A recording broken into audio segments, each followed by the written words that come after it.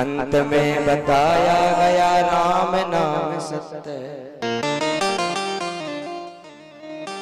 संसार में महाराज जो आप देख रहे हैं कुछ भी सत्य नहीं। सत्य तो केवल परमात्मा है, सत्य तो केवल वो गोविंद है। रामचरितमानस में बाबा ने कहा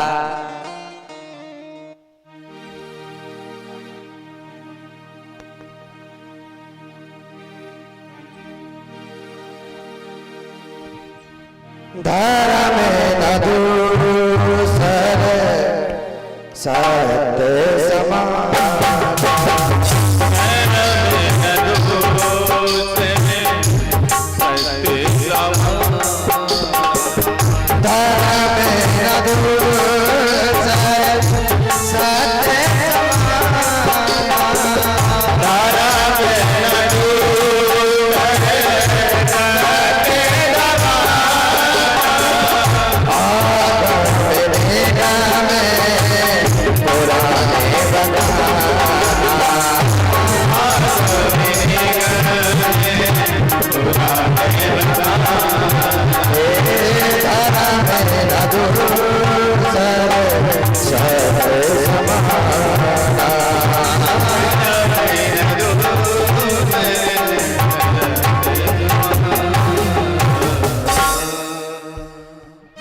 सत्य है क्या? सत्य ही धर्म है, धर्म ही सत्य है।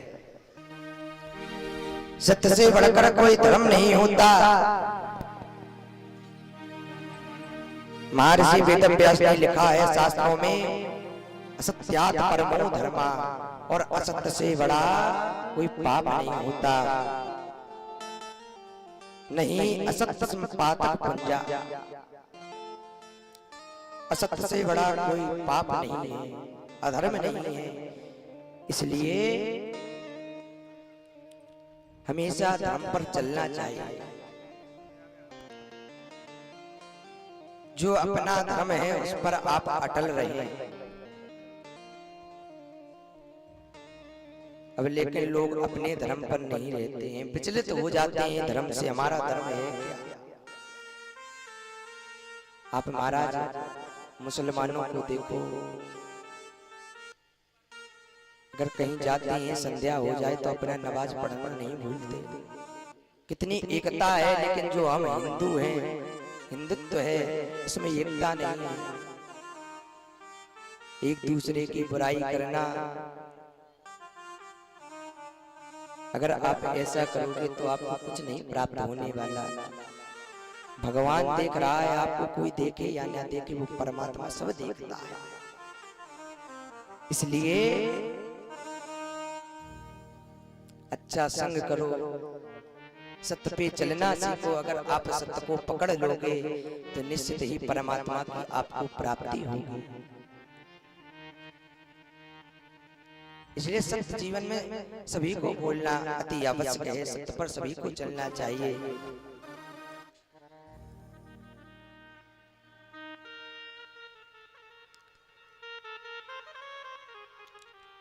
आज महाराज कथा से कितने महाप्रेतों का उद्धार हुआ, धन्य है कथा।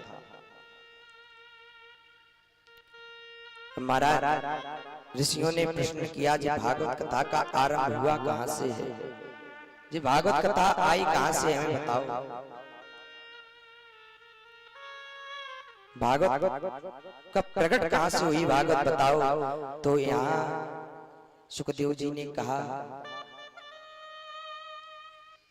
सूत जी ने ऋषियों को कहा, निगमं कल्पतरुगलितं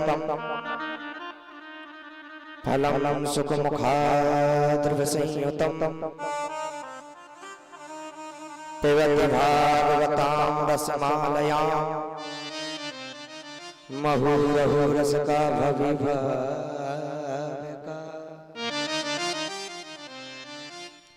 सज्जनों, जो निगम वेद है,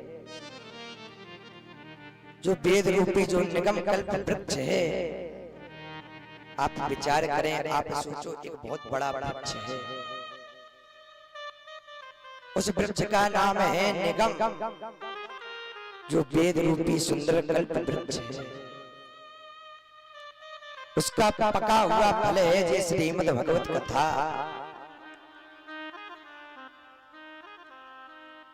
जैसे महाराज, जैसे कोई वृक्ष में फल हो, अगर तोता मुंह मार दे तो हम लोग कहते हैं जी निश्चित ही मीठा होगा, लेकिन इसमें तो सुखदेव जी ने अपना मुख मार दिया, जी कितनी मीठी होगी भगवत कथा।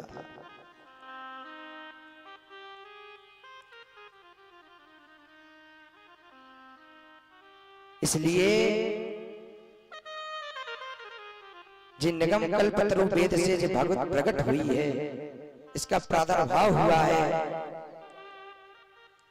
वह आप फल खाएं वो खट्टा हो सकता है, लेकिन इस भागवत रूपी जो आप फल खाओगे जी कभी खट्टा नहीं हो सकता। और भागवत में क्या लिखा है, पिबति भागवताम रसमालयाम, जितना आप भागवत को पान करोगे उतना ही आनंद आएगा। हम विचार करो, हम पिए कैसे? भागवत कहीं पीने की चीज है, हम पिए कैसे? तो कानों के द्वारा पीनी चाहिए। कथा को श्रवण कर करके जिसने अपने जीवन में उतार लिया वही हो गया पीना।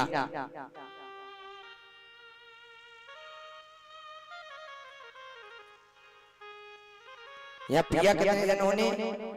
रसिकों ने और भावुक दो लोगों ने इसका पान किया। महोरहो रस का भविभाव का,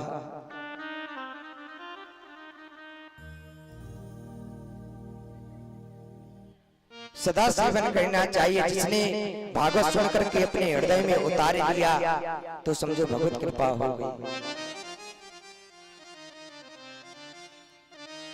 लोग कहते हैं महाराज रामायण को तो मानते लेकिन रामायण की नहीं मानते। हम भागवत को तो मानते हैं जो भागवत है, लेकिन हम भागवत की नहीं मानते। और जिसने की मान ली उसका कल्याण हो गया।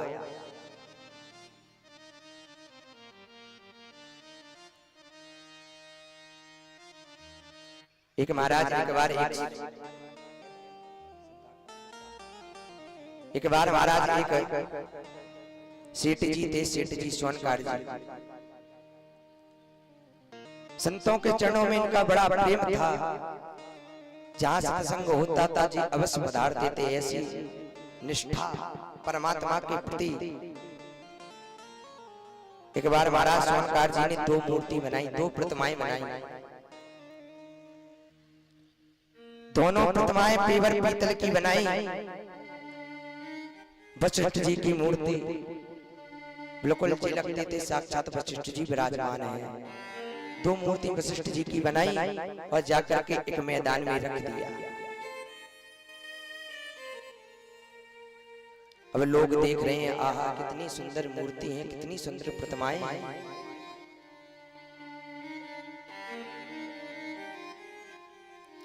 लोग देख रहे हैं। बोले महाराज जी बताओ इसके दाम कितने हैं?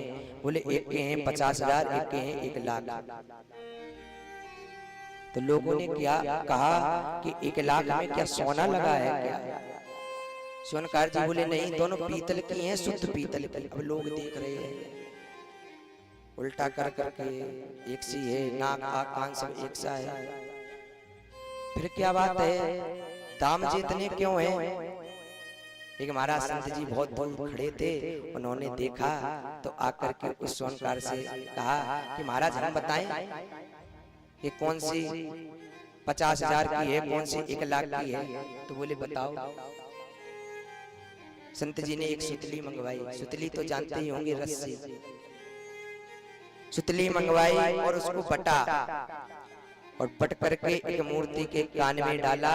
इस कान से डाला, इस कान से निकल गया। संत बोले यही 50,000 की मूर्ति है। सोनकार बोला बिल्कुल महाराज यही 50,000 की मूर्ति है। अब पुनः सुतली को पुनः बटा और बट करके पुनः दूसरी मूर्ति के कान में डाला, लेकिन कान तो आर पार था ही नहीं। यहाँ से जाकर के पेट में उतर गया। कहने का भाव ये है, जो भागवत सुनने आया है, अगर भागवत का एक अक्षर भी, एक शब्द भी अपने जीवन में उतार लो तो कल्याण हो जाएगा। भागवत का एक शब्द ही आपके जीवन में अगर उतर गया, अगर आपने एक शब्द ही मान लिया तो आपका कल्याण हो जाएगा। ये बिल्कुल सत्य बात है।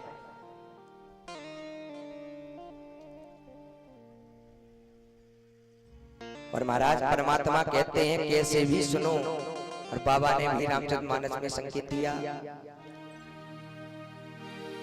भावे को भावे अनक आलस हो,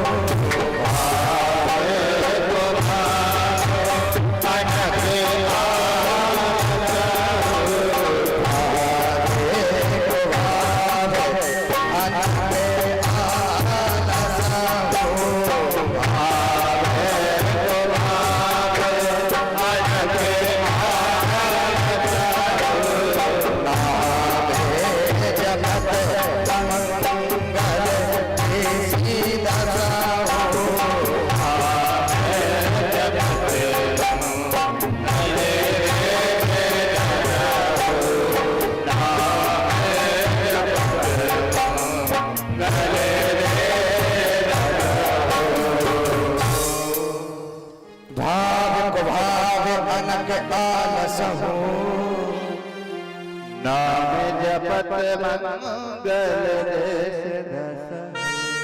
परमात्मा कहते हैं तुम भाव से कैसे भी नाम जपो, लेकिन नाम अवश्य जपो। सबको जपना चाहिए, सबको भगवान का कीर्तन करना चाहिए, क्योंकि कलयुग में यही है। और जो नाम नहीं लेता है, जिसने भगवान का कभी नाम ही नहीं लिया, जिसने भगवान की कथा नहीं सुनी, वह कैसा है? रामचरितमानस में लिखा है,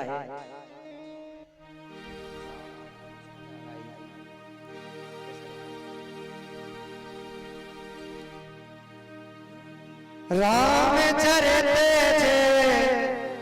सुनते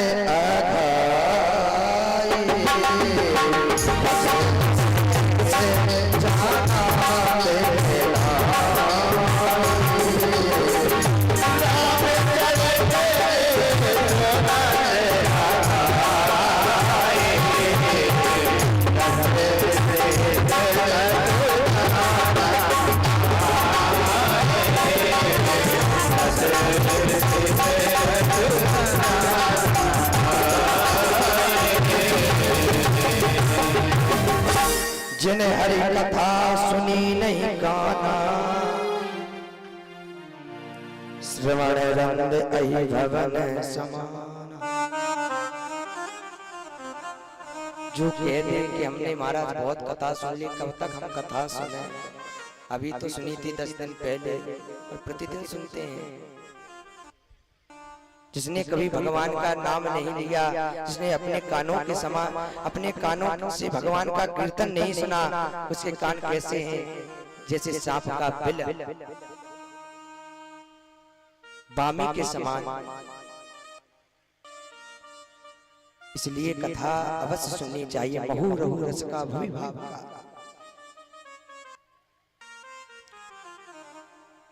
कथा के रस का पान करो, एक बार नहीं 10 बार नहीं, जब तक हो तब तक कथा श्रवण करनी चाहिए। सदा से प्या श्रीमद् भागवती कथा। जब तक हो सके तब तक भगवान की कथा सुनो, सदा से प्या सदा से।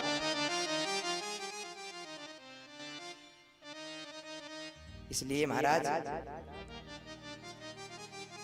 अब हम उसी प्रसंग पर चलते हैं। बड़ा सुंदर स्थान है नैमिषारण्य।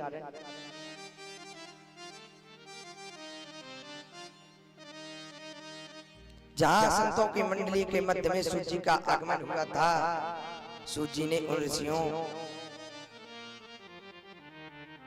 महात्मा के बारे में श्रवण कराया कि महाराज कथा है क्या? पुराणानि सीतानि सागना आख्यातानानि धर्म साक्षाणमुच्यते। सूत जी से श्री सनकादि ऋषियों बोले, महाराज आप तो इतिहास के जानकार हैं, पुराणों के ज्ञाता हैं, ले आपसे कुछ पूछने का हमारा मन है। बोले बताओ। सनकादि जी बोले, आज आपसे एक ही नहीं, दो नहीं, बल्कि 6 प्रश्न हम करना चाहते हैं। पहला प्रश्न है, महाराज जो मानव है, मानव के लिए सर्वोत्तम धर्म क्या है? लोग कहते हैं प्रातः 4 बजे उठो जे धर्म है, लोग कहते हैं दान करो जे धर्म है, लेकिन आप बताइए मनुष्य का सर्वोत्तम धर्म है क्या? मानव को क्या करना चाहिए जीवन में? दूसरा प्रश्न हमारा यही है, मंदिर में जब हम पूजा करने के लिए जाते हैं तो बड़ी विचित्र एक बात मन में आती है।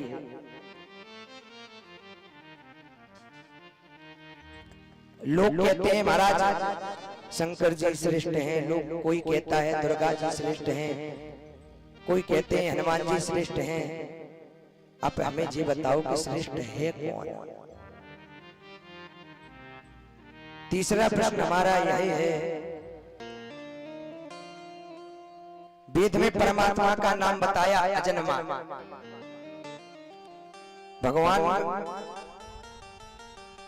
भगवान जब अजन्मा है फिर इन्होंने जन्म कैसे लिया? कोई कहता हरि अनंत, हरि कथा अनंता, इसलिए इनके अवतार कितने हैं यही हमें बताओ। पांचवा हमारा प्रश्न ये है, वक्ता कौन श्रेष्ठ है? वक्ता कहते किसे हैं? जो छोटी सी बात को बड़ी बना करके बोले, क्या वही वक्ता है? जो बात सूक्ष्म रूप में बतावे, क्या वही वक्ता है? वक्ता कौन है? छठवां प्रश्न पूछा, भगवान जब अपनी लीला संपन्न करके जाते हैं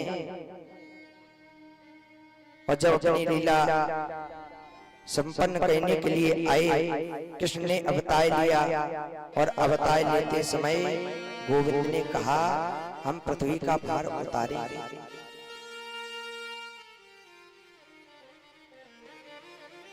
क्या भगवान ने भार उतारा पृथ्वी का? सनकादि 88,000 ऋषियों के प्रश्न सुनकर के सूत जी गदगद हो गए और कहा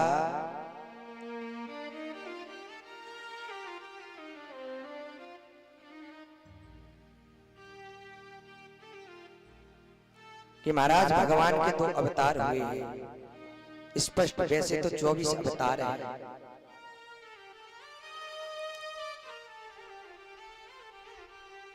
पृथ्वी का भगवान भार उतारने के लिए आए थे। भगवान ने धर्म की स्थापना की और अपनी लीला को जब समाप्त करके चले, जब कृष्ण चले गए तब तो धर्म अकेला पड़ गया होगा। धर्म किसकी शरण में गया जी हमें बताइए। सनकादि के प्रश्न सुनी, आप कृपा कर हमें स्पष्ट रूप में बताएं ना।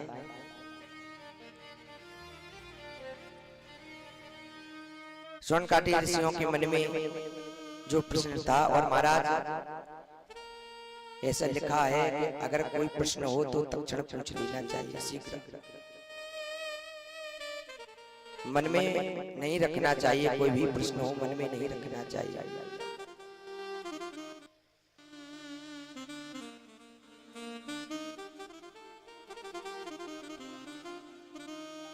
आपके प्रश्नों के उत्तर देने से पहले सूत जी ने कहा, हम परम आदरणीय आचार्य श्री सुखदेव के चरणों में प्रणाम करना चाहते हैं। सुखदेव का जीवन इतना महत्वपूर्ण है महाराज। ऐसे हैं सुखदेव जिसने महाराज एक लघु भी धारण नहीं की। एक बार महाराज गोलोक धाम में राधा रानी की गोद में श्री सुखदेव जी क्रीड़ा कर रहे थे। किशोरी राधा रानी जी ने कहा,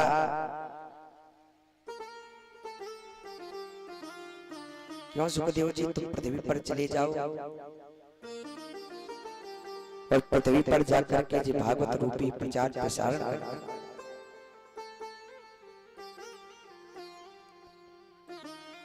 सुखदेव जी ने कहा, मैया हम पृथ्वी पर नहीं जाएंगे। हमने सुना है पृथ्वी पर माया पकड़ लेती है भगवान की, जो आपकी हम ये 2-4 माला कर लेते हैं जय भी चली जाएंगे, इसलिए हम पृथ्वी पर नहीं जाएंगे। किशोरी जी ने वचन दिया, तुम पृथ्वी पर जाओ, तुम्हें भगवान की माया नहीं पकड़ सकती। वही आदरणीय पूज्य सुखदेव जी जो तोते के रूप में गोलोक धाम में किशोरी राधा रानी जी की गोद में खेल रहे थे, कैलाश पर्वत के ऊपर एक पक्षिणी के गर्भ से जिन्होंने जन्म लिया, वही है श्री सुखदेव भगवान।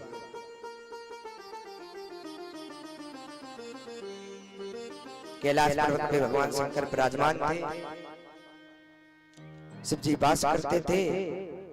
नारद जी के एक बार महाराज मन में विचार आया कि अगर सुखदेव जी का जन्म नहीं हुआ तो भागवत रूपी प्रचार प्रसार कौन करेगा, भागवत रूपी प्रचार कौन करने वाला है। इसलिए नारद जी के मन में विचार आया। नारद जी महाराज इतने अच्छे संत हैं, लिखा है नारम ज्ञानम ददाति इति नारदः, जो ज्ञान देता है उसे नारद कहते हैं। और एक और लिखा नारम अज्ञान खंडाति इति नारदः, जो अज्ञान रूपी अंधकार को दूर करे वही है नारद, जो खंड खंड कर दे अज्ञान को वही है नारद। और हमारे ब्रज में नारद जी को कहते हैं महाराज, नारद का अर्थ क्या होता है? नारद, जिसकी बात कभी रद ना हो वही है नारद। बोलो राधे राधे। भोजन की तैयारी में है महाराज, कभी भंडारो करवा रहे, वो कहा भूलेंगे भैया, हम ही भूले। सोच रही होंगी महाराज को तो काम है, महाराज को बोलन दो राधे राधे। विचार आ रहा होगा महाराज को पैसा मिल रहा है बोलने के, जो महाराज को बोलने दो। लेकिन हम क्या कह रहे थे, जो निद्रा होती है कथा में, निद्रा बहुत आती है, विचार करना। अगर आपको निद्रा को भगाना है तो राधे राधे बोलना पड़ेगा। बोलो राधे राधे।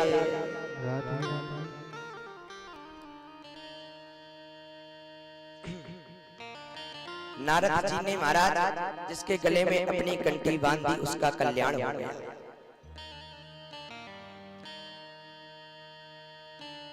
और महाराज नारद जी का एक भाव और है, उनका एक स्वभाव क्या है, जिस घर में झगड़ा होता है अगर नारद जी पहुंच जाए तो झगड़ा बंद हो जाता है। ये नारद का प्रभाव है, ये नारद की कृपा है, संत का आशीर्वाद है। और जिस घर में झगड़ा नहीं होता अगर नारद जी पहुंच जाए तो झगड़ा प्रारंभ हो जाता है। अब तो महाराज घर घर में नारद है, घर घर में, लेकिन हम तो यहाँ देखते हैं यहाँ तो बड़ा शांत स्वभाव है, सभी सज्जन है। हमारे वहां है यूपी में, यहाँ तो बड़े अच्छे श्रोता हैं, हमारा भी अच्छा मन लग रहा है कहने में।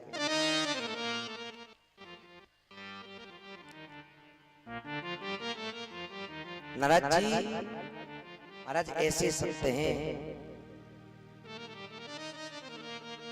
दर्शन हो जाए तो कल्याण हो जाता है। नारद जी ने एक दिन विचार किया, लक्ष्मी नारायण में तो हमने कई बार झगड़ा करवा दिया, ब्रह्मा ब्रह्माणी में भी हमने कई बार झगड़ा करा दिया, लेकिन शंकर जी और पार्वती में कभी झगड़ा नहीं करा। और जब तक झगड़ा नहीं होगा तब तक सुखदेव जी आने वाले नहीं हैं। आज नारद जी महाराज कैलाश पर्वत पे आए। एक बार नारद मुनि ज्ञाना, एक बार नारद जी कैलाश पर्वत पर आए। भगवान शंकर तो तपस्या में विलीन थे, लीन थे, समाधि लगी थी, मैया घर पे अकेली थी। नारद जी कैलाश पे आए तो मैया ने देखा मैया काम कर रही थी, तो आकर के नारद जी ने मैया को प्रणाम किया। बोले मैया प्रणाम। मैया बोले आइए, आपने बहुत दिनों बाद दर्शन दिए, कहाँ चले गए थे?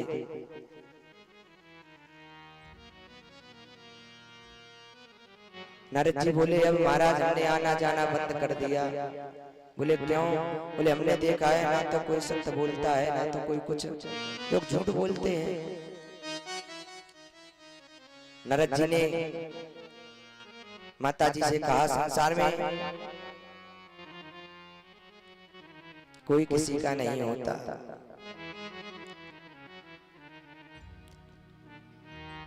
इसलिए हमने आना जाना बंद कर दिया। संसार में लोगों का प्रेम सच्चा नहीं रहा, परमात्मा के ऊपर निष्ठा नहीं रही, इसलिए हम कहीं नहीं जाते हैं।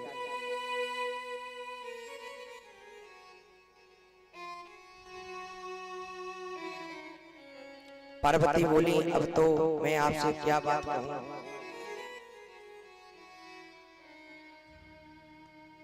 हम में और बाबा में तो इतना प्रेम है कि किसी में हो ही नहीं सकता। ध्यान दीजिए, ध्यान से सुनना। आज महाराज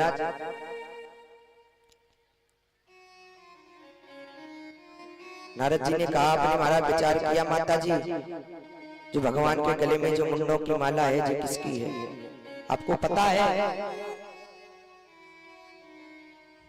माता पार्वती बोली हमें तो नहीं पता महाराज किसकी है। तो बोली यही तो बात है, सब झूठे हैं, ना तो पति होते हैं, ना तो पत्नी, ना पुत्र, कोई किसी का नहीं होता,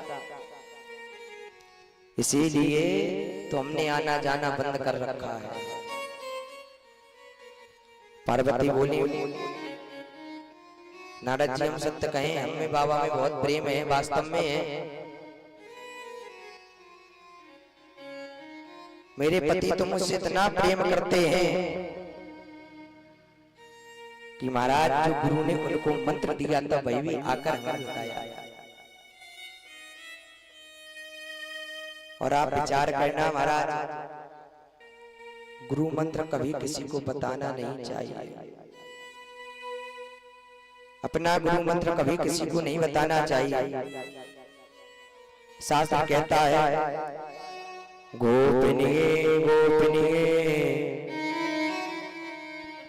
गोपनीय प्रयत्नतः, उसे गुप्त करके रखना चाहिए। लेकिन मेरे पति तो मुझसे इतना प्रेम करते हैं कि अपना गुरु मंत्र भी हमें बताया है।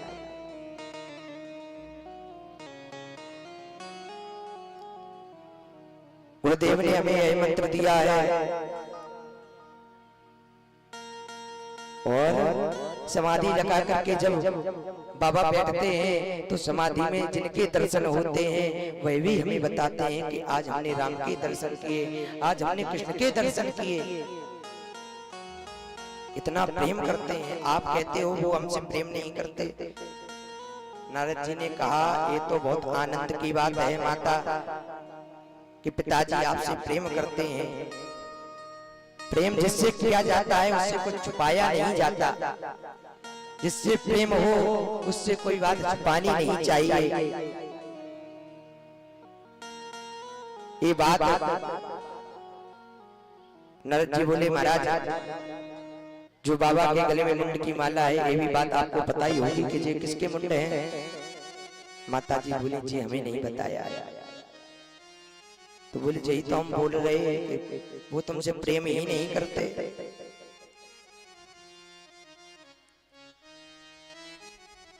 आज महाराज पार्वती जी बड़ी क्रोधित में थी।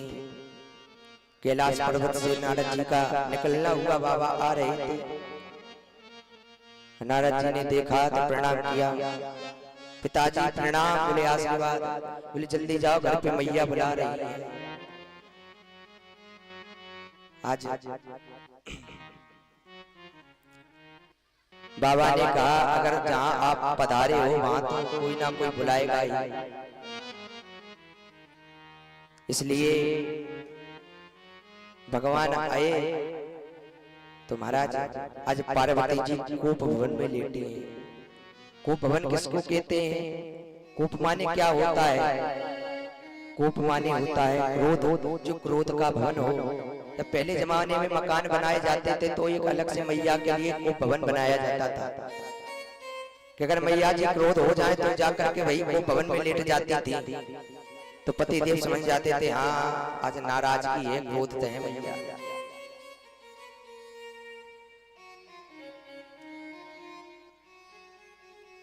आज बाबा ने देखा तो महाराज बाबा जाकर के पूछा क्या बात है, क्या हुआ, तुम इतनी क्रोधित क्यों हो, क्या बात है बताओ तो।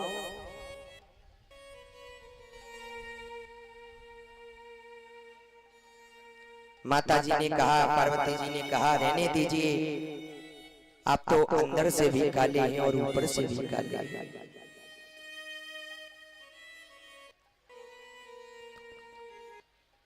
आप तो कपटी हैं। बाबा ने कहा हमने आपके साथ क्या कपट कर दिया जो आप कह रही हो तुम कपटी हो? बोले कपट नहीं, क्या है? जो आपके जे गले में मुंडों की माला है जो क्या है? आपने हमें बताया ही नहीं और कहते हो हम कपटी नहीं है। बाबा ने कहा जो जी आप हमारे गले में देख रही जो जी मुंडों की माला है जो और किसी के मुंड नहीं है, जो आपके मुंड है। जितनी बार आपने अपने प्राण त्यागे उन मुंडों को लेकर के हमने इस माला में पो लिए। आपके प्रेम में हम इतने व्याकुल थे कि हमने आपके एक एक मुंडों को अपनी इस माला में पो लिया और आप कहते हो हम कपटी हैं। अब मैया बोले अब तो महाराज आप महाकपटी हो।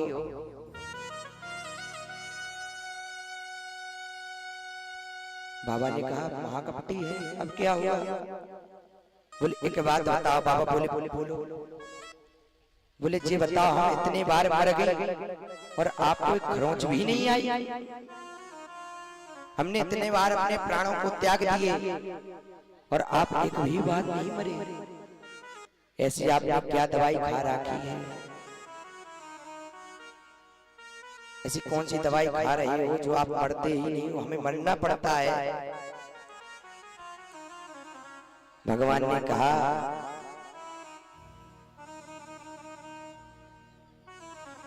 कि हमने भागवत अमृत का पान किया जिसे हम कहते हैं अमर कथा। उस अमर कथा का हमने पान किया जिसकी वजह से ना तो हम मरते हैं ना तो हम जीवित होते हैं। तो आज मैया चरणों में गिरकर बोली महाराज आप हमको भी अमर कथा सुनाओ। बाबा बोले एक बार सुनाई थी आपने सुनी नहीं। अब माता जी बोली नहीं अब तो हम 100% सुनेंगे, आप सुनाइए।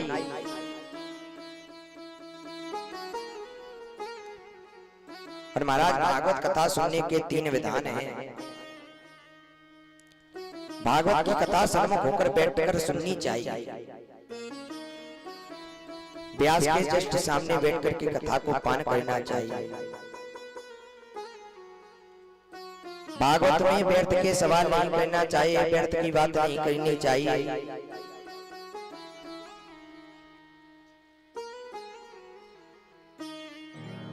इसलिए ना तो व्यर्थ की बात करो, बिल्कुल एकाग्र मन से कथा सुनो। लेकिन महाराज कथा में मन नहीं लगता। कोई कोई तो हम देख रहे हैं, ड्रोन देख रहे हैं, वो ड्रोन उड़ रहा है। बोले जब कौन सा जीव उड़ रहा है ऊपर, क्या फायदा उसमें? भगवान की कथा में मन लगाओ तो कल्याण होगा। उसका अपना काम है, वो अपना काम कर रहा है। हमारा काम क्या है? कथा सुनना। हम कथा सुने और लोग वही देख रहे हैं ऊपर, हम बहुत देर के देख रहे हैं। माताओं को उसी को देख रहे हैं। क्या है कथा में? महाराज एकाग्र होकर बैठना चाहिए। अब कथा में विचार आया, अब जो बैठे हैं विचार आया, महाराज बगल वाली से पूछ नहीं क्यों हम दरवाजा बंद करवाए थे? वहां बहू अकेली घर में है महाराज, वो तो इसलिए एकाग्र मन से कथा को सुनना चाहिए, कथा भाव से सुनना चाहिए। जब आप कथा को सुनोगे, एकाग्र मन से सुनोगे तो आपका अवश्य ही कल्याण होगा जी, भागवत कहती है। और महाराज संसार का कोई भी ग्रंथ गर्जना करके नहीं कहता कि तुम मेरी शरण में आओ, मैं तुम्हें मोक्ष प्रदान कर दूंगा। एक संसार का एक ऐसा ही ग्रंथ है, वह है श्रीमद् भगवत कथा, जो महाराज चिल्ला करके कहती है, गर्जना करके कहती है तुम मेरी शरण में आओ। लेकिन तुम्हें शरण में आना तो पड़ेगा। तुम मेरी शरण में आओ, मैं तुम्हें निश्चित ही मुक्ति प्रदान कर दूंगा। ये है भागवत की कृपा जी, है भगवत कृपा। आज महाराज तीसरी बात भागवत में बताई, एकाग्र मन से कथा को सुने। आज देवी जी से कहा जब हम कथा सुनाए तो हूं करते रहना, क्योंकि हमें पता चले कि हाँ आप कथा सुन रही हैं। आज महाराज कथा को जैसे ही प्रारंभ करने वाले थे, बड़ी जोर से डमरू बजाई।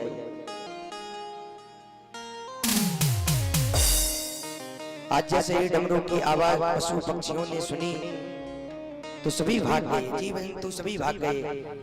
लेकिन महाराज उस कैलाश पर्वत के ऊपर एक वृक्ष था, उसमें एक अंडा था। उसी से सुखदेव जी का प्रादुर्भाव हुआ। जैसे एक डमरू बजाई, वह अंडा फूट गया, उसमें से एक तोता निकला। आज कथा चल रही है, बाबा कथा सुना रहे हैं। मैया जी कछु देर तो बोली, कथा चल रही है। बोले उद्धव जी का प्रसंग चल रहा है।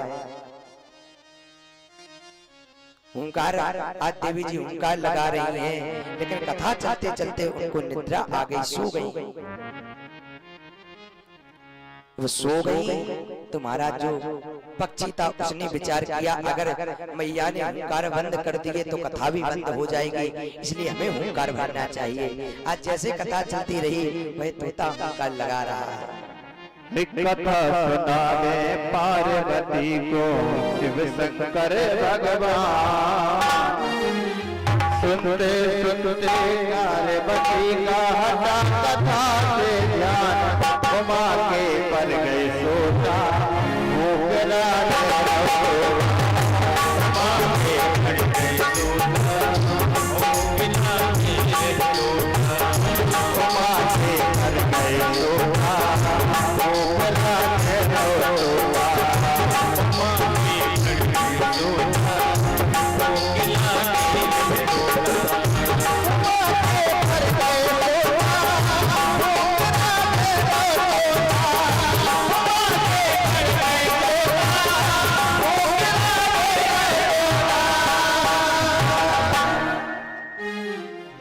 आज महाराज कथा चल रही है। आज तोता हुंकार भर रहा है, बोले कहीं कथा बंद ना हो जाए। कितना सुंदर भाव है। आज महाराज जैसे ही कथा चली, जैसे ही विराम हुआ तो बाबा ने बड़े जोरदारी से जयकारा लगाया, बोले बाल कृष्ण लाल की जय हो। जैसे ही जयकारा लगाया, मैया की नींद खुल गई। बोले आगे बताओ भगवान, उद्धव का प्रसंग चल रहा था। बोले उद्धव ने भगवान से क्या कहा? बाबा बोले क्या कहा? कथा तो पूर्ण हो गई, आप कह रही क्या कहा? मैया जी बोले हाथ जोड़ करके हम तो कथा में सो गए थे, फिर हुंकार किसने लगाई?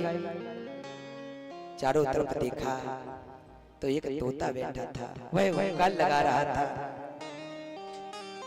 अब शंकर जी ने विचार किया, इसने कथा सुनी, जी तो अच्छी बात है कि इसने कथा सुनी, लेकिन कथा का अर्थ क्या होता है? कथा को सन्मुख होकर के कथा को सुनना चाहिए, सन्मुख बैठ करके कथा को श्रवण करना चाहिए, लेकिन इसने तो पीछे से सुनी कथा।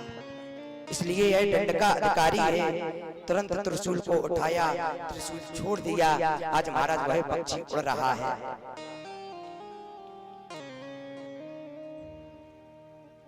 उड़ते उड़ते महाराज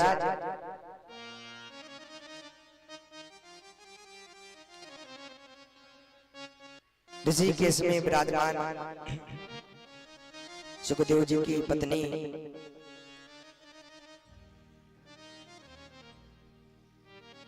सुखदेव की परीक्षित की पत्नी बिटका देवी वेदव्यास जी की पत्नी बैठ करके अपने बालों को बिखेर रही थी। इतने में उन्हें जमाई आ गई, और जमाई आकर के उन्होंने अपना मुख खोला तो वह सुखदेव जाकर के मुख में प्रवेश कर गए और जाकर के गर्भ में विराजमान हो गए। लो सुखदेव भगवान की। और जैसे ही गर्भ में प्रवेश किया, अब बाबा बैठ करके प्रचार कर रहे हैं। बोले गर्भ में चला गया, देखते हैं कब तक नहीं निकलता। आज बाबा बैठे, 1 महीने बैठे, 2 महीने बैठे, 3 महीने बैठे, 4 महीने बैठे। विचार किया, फिर विचार आया, बोले इसने तो अमर कथा सुन ली, इसको तो हम मार ही नहीं सकते। हम ये मर कैसे सकता है? जिसने अमर कथा सुन ली वो मर सकता है?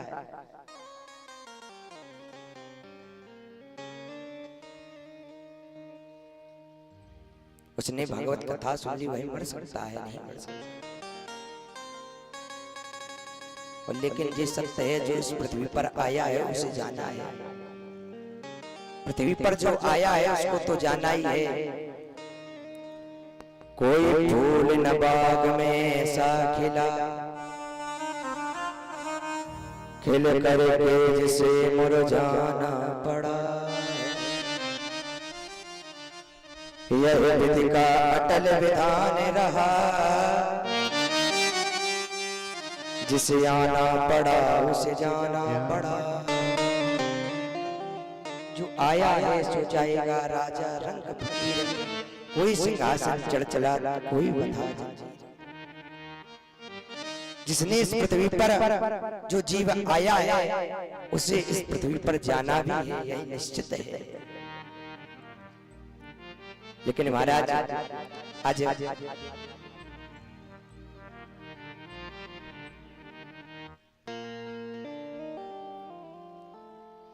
आज व्यास 12 वर्षों तक मात्र के गर्भ से नहीं निकले। समय आया, आज व्यास जी ने हाथ जोड़ा और हाथ जोड़ करके कहा, हे बेटा तुम इस पृथ्वी पर आओ। माँ को बहुत तकलीफ हो रही है, 12 वर्ष हो गए हैं, 12 वर्ष तक महाराज मात्र गर्भ में निवास किया। अब विचार करो कितनी तकलीफ हुई होगी। आज व्यास जी हाथ जोड़ करके कह रहे हैं, बेटा बाहर आओ। अंदर से आवाज आ रही है, पिताजी अगर हम बाहर आए तो वह त्रिशूल हमें जला करके भस्म कर देगा, हम मर जाएंगे।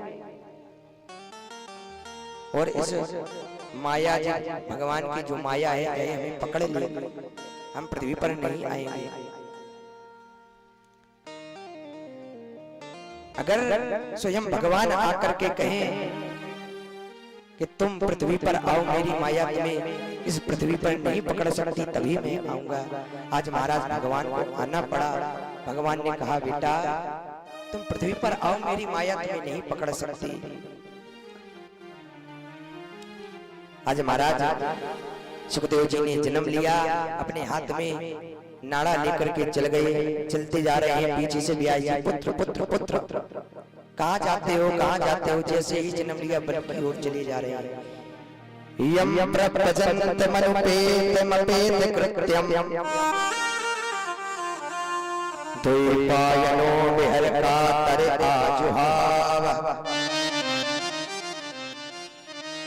पोत्रे तनमयतया तर वो विनेदु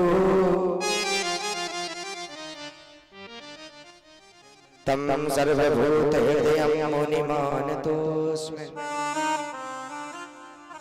जन्म लेते ही सीधे वन की ओर जा रहे हैं। पुत्र पुत्र कहकर वेद व्यास जी ने लाने का प्रयास किया, लेकिन वृक्षों ने जवाब दिया। ऐसे सर्वभूत हृदय श्री सुखदेव जी को हम प्रणाम करते हैं। कैसा मेला लगाया तूने श्याम, सारी धरती जपे तेरा नाम।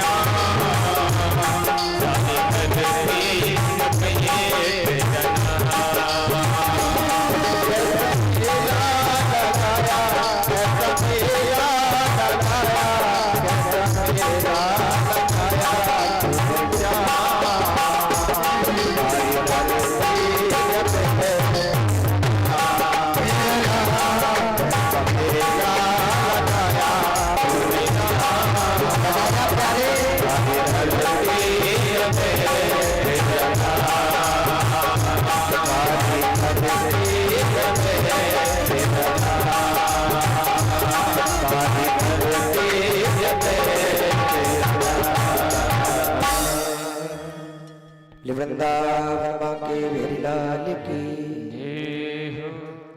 आज महाराज जी सुखदेव जी आज बल की ओर चले गए। आदरणीय सूत जी ने स्वर्ण काटे 18,000 ऋषियों के जो प्रश्न थे 6 उनका उत्तर दिया। बोले ऋषियों तुम पूछ रहे थे मानव का सर्वोत्तम धर्म क्या है, मानव का धर्म है क्या?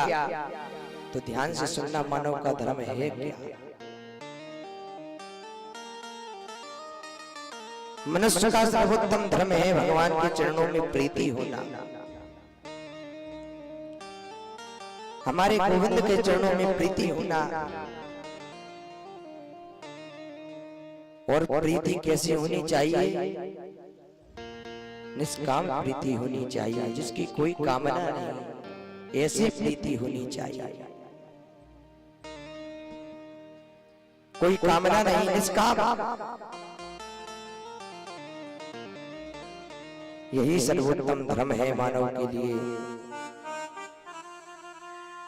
और महाराज ध्यान से सुनना, वास्तव में निष्काम से बड़ा कोई प्रेम नहीं होता, निष्काम से ऊंचा कोई धर्म नहीं होता।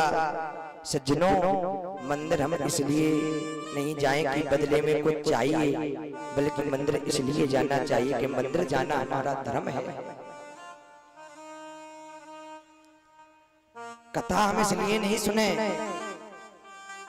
कि कथा से हमें कुछ मिलेगा, हमारी फैक्ट्री चलने लगेगी, हमारी दुकान चलने लगेगी। जी तो भगवत कृपा से चलेगी, लेकिन भागवत सुनना हमारा धर्म है, यही जीवन का सार है।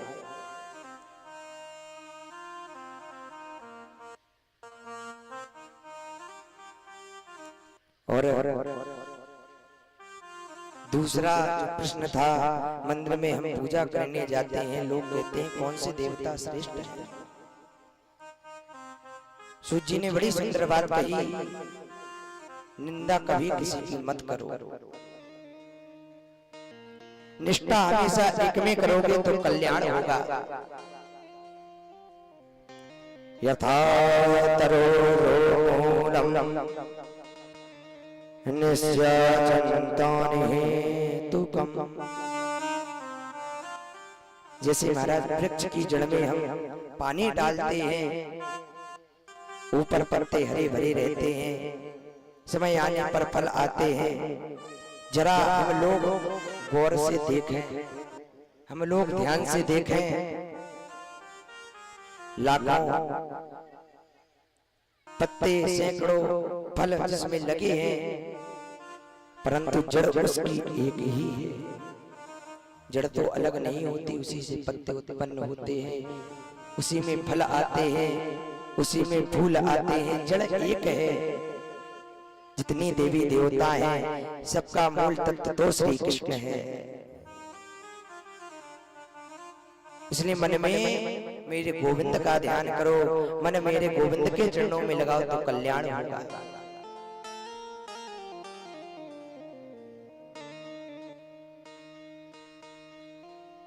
हम दुर्गा की पूजा करते हैं, पूजा सबकी करना चाहिए, शंकर जी की भी पूजा करनी चाहिए, लेकिन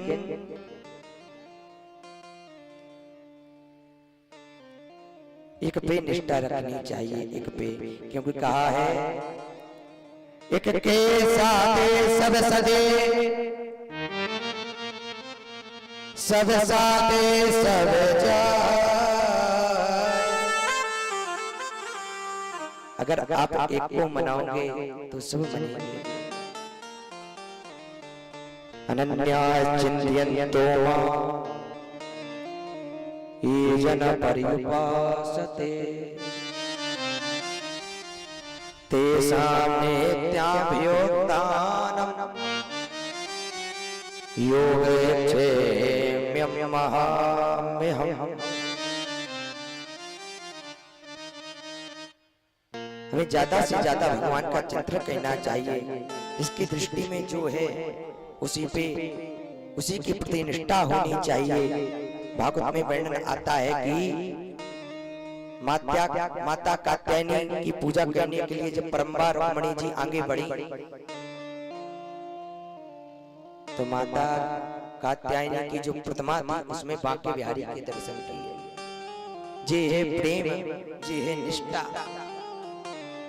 जीव को ऐसी निष्ठा होनी चाहिए। तीसरी बात है, भगवान को अजन्मा क्यों कहते हैं? भगवान तो अवतार ही नहीं लेते हैं। यही प्रश्न था ना आपका। ऋषि बोले हाँ। सूत जी कहते हैं प्रभु जन्म नहीं लेते हैं, प्रभु का अवतार होता है। प्रभु कब अवतार लेते हैं? जब पृथ्वी पर अधर्म बढ़ जाता है तो धर्म की स्थापना करने के लिए भगवान अवतरित होते हैं। क्योंकि रामचंद्रमानस में बाबा ने संकेत दिया,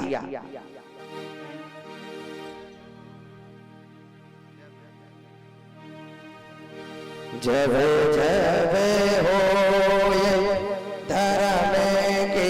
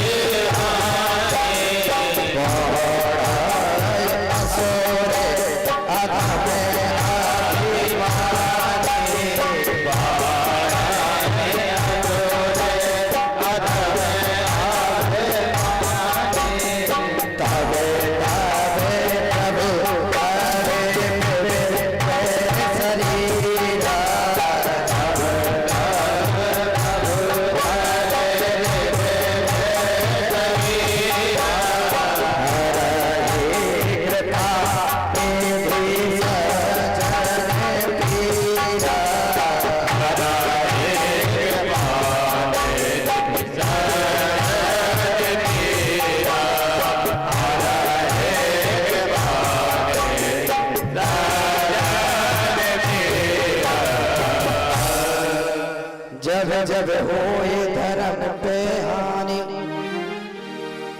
बाढ़ असुर महाअभिमानी। तब तब क्या करते हैं प्रभु? तब तब प्रभु धरे विविध शरीरा हर एक पाने जे सजन पीरा। जब इस पृथ्वी पर अत्याचार बढ़ जाता है तब प्रभु अवतार लेते हैं। प्रभु गर्भ से जन्म नहीं लेते, प्रभु का अवतार होता है।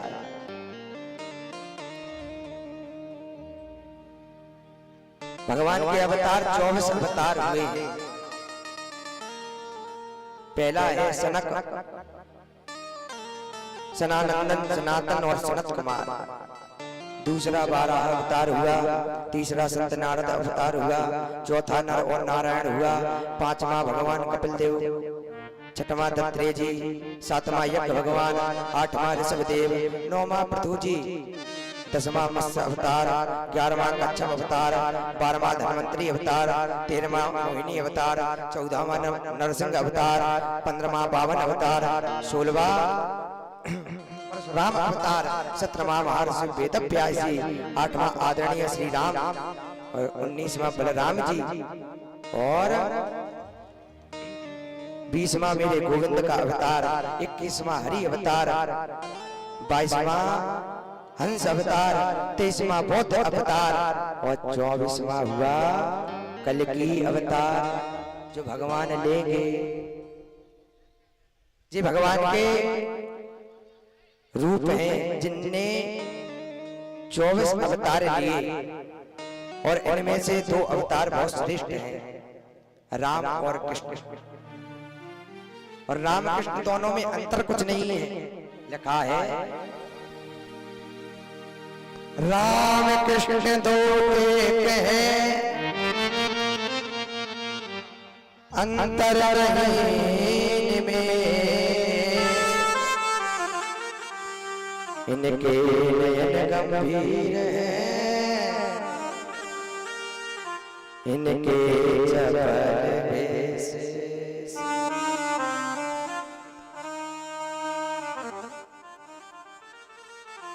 राम कृष्ण दोनों हैं तो एक ही, लेकिन एक हुए मर्यादा पुरुषोत्तम, एक हुए लीला पुरुषोत्तम। सज्जनों, राम के जीवन में जो राम ने जीवन में अनुभव किया, कृष्ण ने उसको जीवन में अपनाया, कृष्ण ने उसको दिखाया। इसलिए महाराज भगवान के 2 अवतार प्रत्यक्ष हुए हैं। सूत जी ने कहा बहुत सुंदर प्रश्न है आपका। नारायण के पुत्र हैं ब्रह्मा, ब्रह्मा के पुत्र हैं वशिष्ठ, वशिष्ठ के पुत्र हुए शक्ति, शक्ति के पुत्र हुए पाराशर और पाराशर के पुत्र हैं जे महर्षि वेदव्यास। ऋषियों ने कहा व्यास आए कहाँ? तो बताया पाराशर के पुत्र हैं वेदव्यास। आप ध्यान दें, वेदव्यास महाराज ने जब अवतार लिया और जन्म लेते ही वन की ओर जाने लगे, उनकी माता सतवती रोते हुए कहा बेटा तुम चले जाओगे हमारा क्या होगा, हम अकेले पड़ जाएंगे।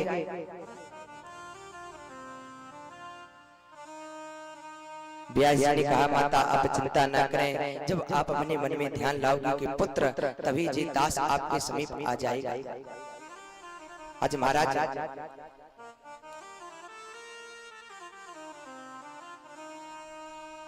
वेदव्यास महाराज आज घर से वन की ओर निकल पड़े।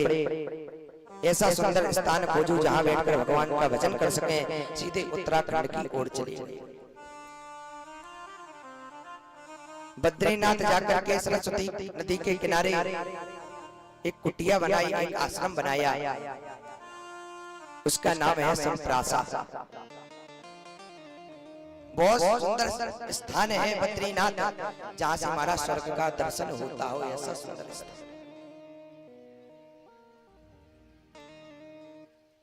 आज महाराज वेदव्यास जी जहां समाधि लगा करके भगवान का चिंतन कर रहे थे, उन्होंने आंख बंद की भगवान का चिंतन किया।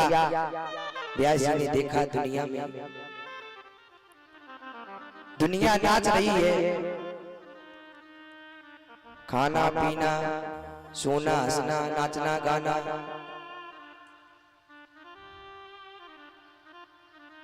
इसी में लोगों का जीवन व्यतीत हो रहा है। मैं क्या करूं? व्यास जी के मन में बड़ी चिंता हुई कि हम क्या करें। ऐसे किसी ग्रंथ की रचना करूंगा जिसको एक बार लोग पढ़ ले तो आनंद आ जाता है। व्यास जी ने देखा लोगों में सत्य नहीं रहा, लोग अपने कामों में लगे हुए हैं, कोई सत्कर्म का कार्य भी नहीं करता। व्यास जी ने सोचा हमने 4 वेद लिखे, 6 शास्त्र लिखे, 17 पुराण लिखा, लेकिन मेरे मन को तो भी शांति नहीं हो रही है।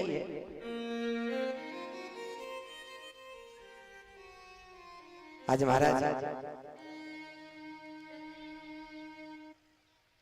व्यास जी के मन में इतना उद्योग हुआ, इतनी चिंता हुई, इतने ग्रंथों को हमने लिखा, लेकिन मन में शांति नहीं हो रही है। हम क्या करें?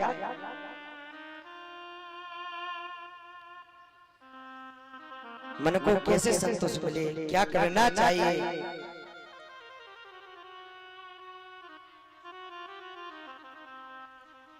दुनिया के लोगों को भगवान के चरणों में हम कैसे लगाएं, कैसे इनका मन लगाएं, हम क्या करें?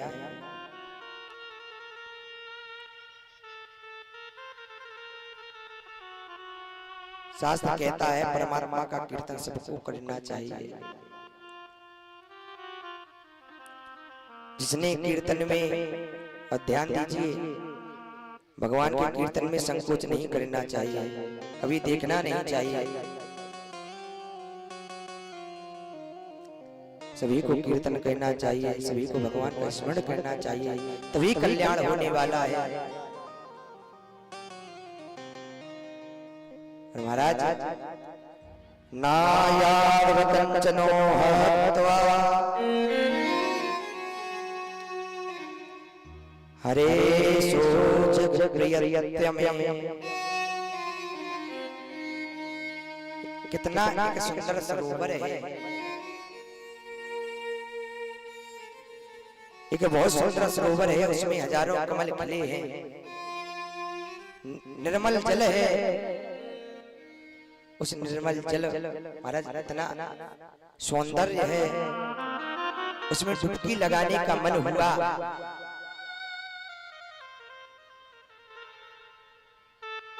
घूंटे तक मेरे पैर चले गए, हमारे पैरों में कीचड़ लग गया। आप विचार करो, कीचड़ में भरे हुए सरोवर में कौन नहाना चाहता है, कौन स्नान करना चाहता है? जिस हंस को मानस सरोवर में रहने की आदत है, वो इस सरोवर में कैसे रहेगा?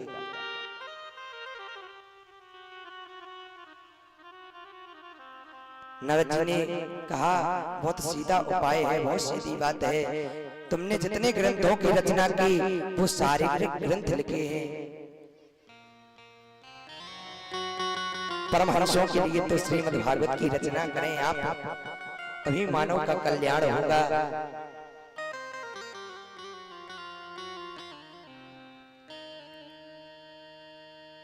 व्यास जी बोले मैं क्या करूं, मेरी समझ में नहीं आता, बुढ़ापा तो आ गया, मैं कैसे लिखूंगा?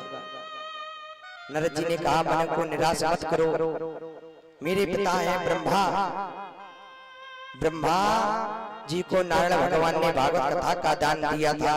4 मंत्रों में भागवत बताई थी, चतुर्थ श्लोक की भागवत जिसे हम कहते हैं।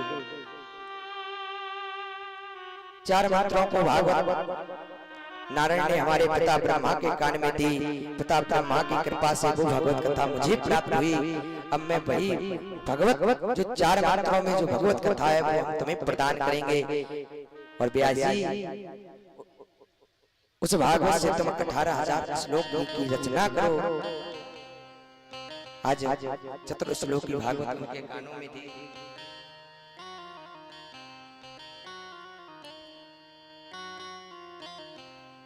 भागवत दे दी और व्यास जी ने महाराज उस 4 मंत्रों को महाराज 18,000 श्लोकों में वर्णन कर दिया। 12 स्कंद बनाए, 335 अध्याय बनाए।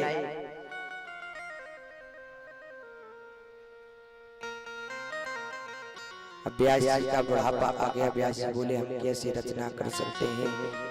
नारद जी ने कहा संतों के चरणों का अगर आश्रय ले लो, जो कार्य है वो भी सिद्ध हो जाते हैं। महाराज संत कृपा इतनी बड़ी है, अगर आप संतों का आश्रय ले लोगे तो कोई कार्य ऐसा नहीं है जो सिद्ध ना हो।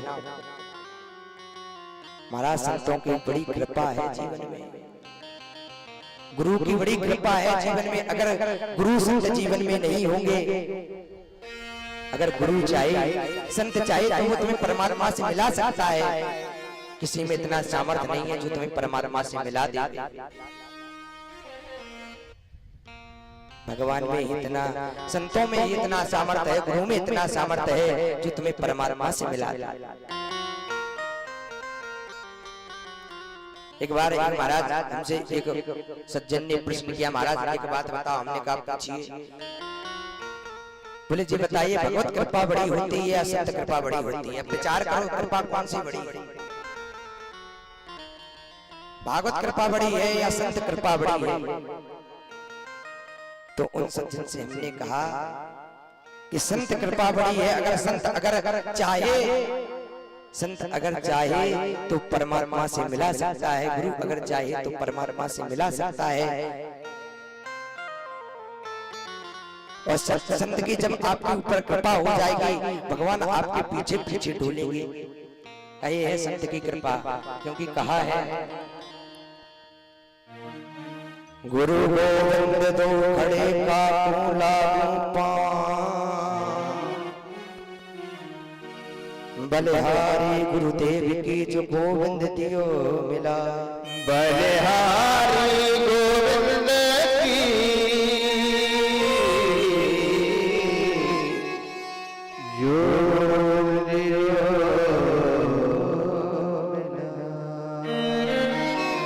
गुरु में ही इतना सामर्थ्य है जो तुम्हें परमात्मा से मिला सकता है।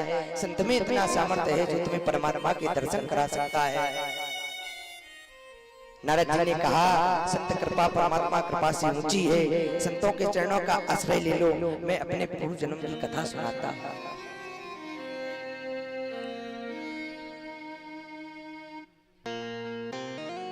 पूर्व जन्म में मैं एक दासी पुत्र था। नियंता दासी मेरी मां थी। मेरे जन्म लेते ही मेरे पिता गुजर गए।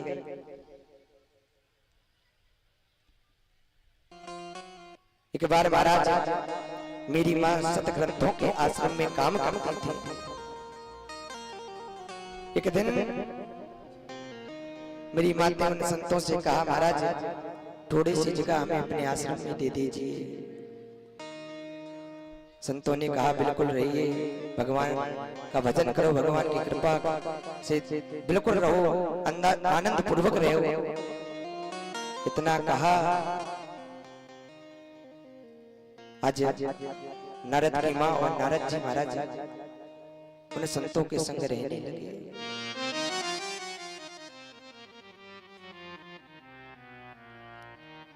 नारद जी ने कहा संतों कि यहाँ प्रातः 4 बजे से उठकर संध्या कालीन तक भजन होते थे। संध्या सत्संग होता था। मेरी माँ मुझे गोद में बैठा कर सत्संग कराती थी। वो संत मुझे इतना प्यार करते थे। एक बार संतों की टोली आई और आकर के महाराज उन्होंने हमारा नाम बालक रामदास रख दिया। वही हमसे इतना प्रेम करते थे।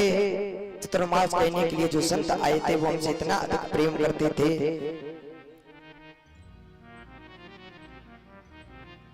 वही कहते थे सत्संग में कोई किसी का नहीं होता। मोहे निसा जग सोहे निहा, मोहे निसा जग सोहे निहा, मोहे निसा जग सोहे निहा, देखे वो सोपान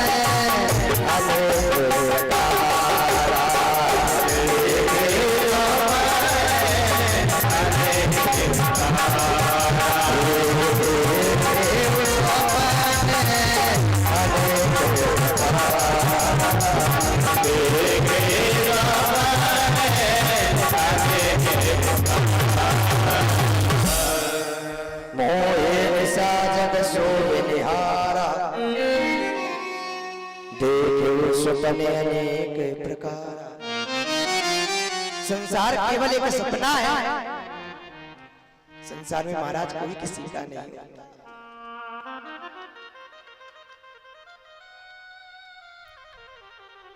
जो नारद जी थे सत्संग में उनका इतना मन लग गया, जब चतुर्मास संपूर्ण हुआ वो संत जाने लगे तो संतों के चरणों में गिर करके नारद जी बोले हम भी आपके साथ चलेंगे। बैठकर रामदास ने कहा हम भी आपके साथ चलेंगे, हम भी कीर्तन करेंगे। हम महाराज माँ को जब पता चला कि हमारा बालक भगवान का भजन करने के लिए जा रहा है, संत बनने के लिए जा रहा है, हर माता डरती है कहीं हमारा पुत्र संत ना बन जाए।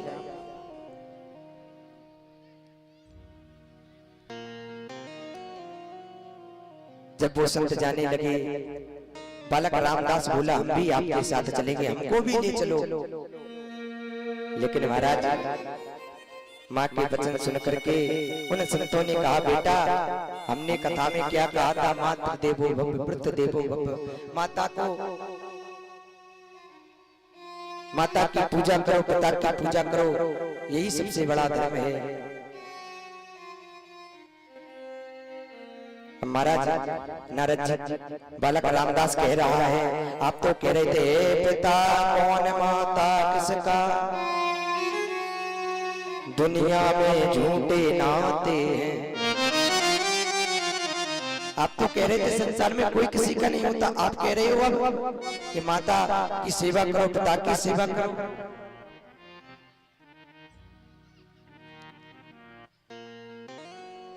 संतों ने कहा माता तुम्हारी वृद्ध है, इनकी सेवा करो। जब माता समाप्त हो जाए तो उत्तराखंड की ओर चले आना। आज महाराज बालक रामदास अगर भजन करने को बैठे तो माता भजन नहीं करने देती थी। माँ की आंखों से कहीं दूर चला जाए तुरंत पूछती थी बालक कहाँ गए थे तुम, हमारे पास रहो। इतने महाराज नारद जी चिंतित हो गए थे बालक रामदास। आज महाराज मन में विचार आया कि हमारी माँ समाप्त हो जाए, हमारी माँ मर जाए। जब प्रेम हो जाए ना परमात्मा से फिर कुछ अच्छा नहीं लगता। प्रेम की परिभाषा इतनी अद्भुत है, जब जीव परमात्मा से जुड़ जाता है तो संसार को छोड़ देता है। आज विचार आया कि हमारी माँ समाप्त हो जाए, हमें भजन नहीं करने देते। आज माँ गाय धोने के लिए प्रातः कालीन जैसे गौशाला में आई गाय धोने के लिए, तो एक सर्प ने डस लिया और माँ मर गई। एक दान रखता गेहा ध्वन्ते निस्मागाम पथे सर्वास्पता श्रेष्ठः कर्पणाम कालचोदितः। नारद जी कहते हैं मेरी माँ मर गई, मुझे बड़ा चिंतन हुआ। महाराज विचार करो, जिसके माँ नहीं होती उसके हृदय से पूछो माँ का प्रेम क्या होता है। मन में विचार आया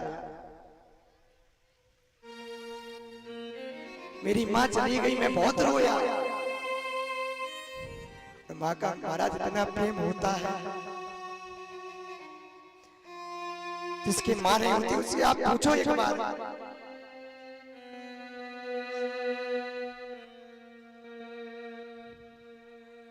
इतनी कृपा महाराज। नारद जी ने कहा माँ चली गई, हमें अफसोस हुआ, हमारे हृदय में बड़ी पीड़ा हुई।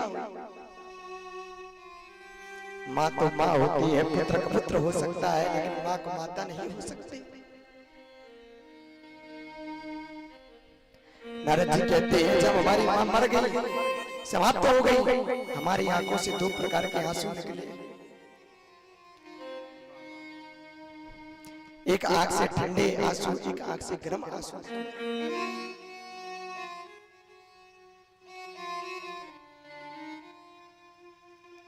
मन में विचार आया, माँ मुझे छोड़कर चली गई, भोजन कौन कराएगा।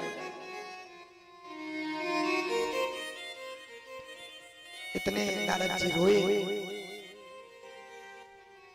और नारद जी उत्तराखंड की ओर चले गए।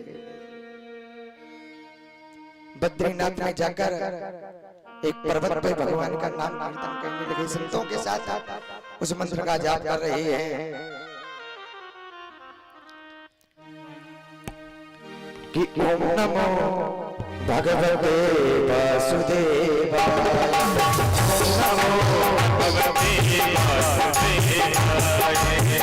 नमो भगवते वासुदेवाय, ओम नमो भगवते वासुदेवाय, ओम नमो भगवते वासुदेवाय,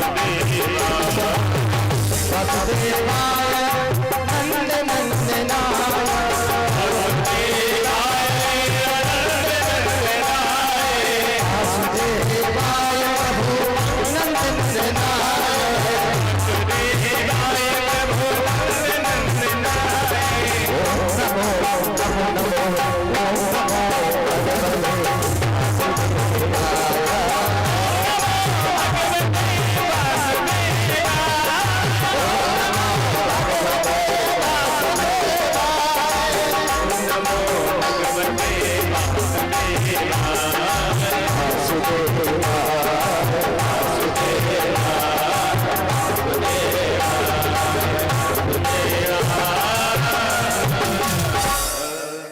ओम नमो भगवते वासुदेवाय।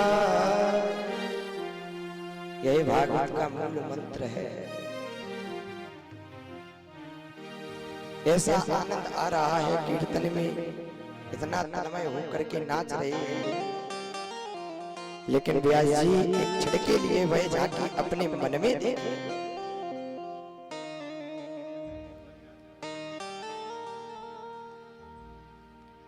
और महाराज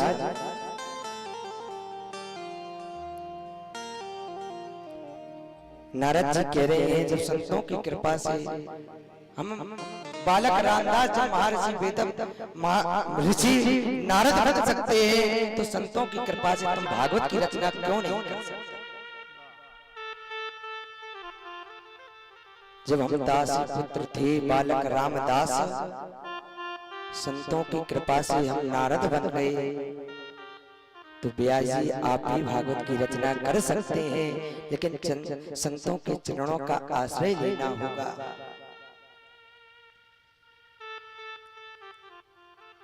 देवदत्तां वीणं स्वरब्रह्मा विभूषितः। परमात्मा की कथा का मैं गान करता हूँ, मेरे हाथ में प्रभु की दी हुई वीणा है। मैं यही कहना चाहता हूँ, व्यास जी जब संतों के आशीर्वाद से दासी पुत्र रामदास देवर्षि नारद बन सकता है, तो आप भागवत की रचना कर सकते हैं। आज कानों में 4 मंत्रों को उतार दिए, 4 मंत्रों को भागवत को उतार दिए, समाधि लगा करके व्यास जी बैठ गए। 18,000 श्लोक बनाए, 335 अध्याय बनाए, 12 स्कंद बनाया। और अब विचार आया मन में, जे अब हमने भागवत की रचना तो कर दी, अब हमें इसे दें किसे। भागवत का कौन अधिकारी है? भागवत सुनने का सबसे पहला अधिकारी कौन है? जब तक अधिकारी नहीं मिले मैं दूं किसे। व्यास जी के हृदय से आवाज आई, वो तो अधिकारी आपका औरस पुत्र है सुखदेव। जन जन तक वही प्रचार प्रसार कर सकते हैं, सुखदेव को लाना पड़ेगा। आज महाराज व्यास जी के मन में विचार आया, बोले सुखदेव तो है नहीं, हम क्या करें। तो महाराज आज अपने छोटे छोटे बालकों को बुलाया, शिष्यों को बुलाया, उन्हें एक सुंदर श्लोक सिखाया।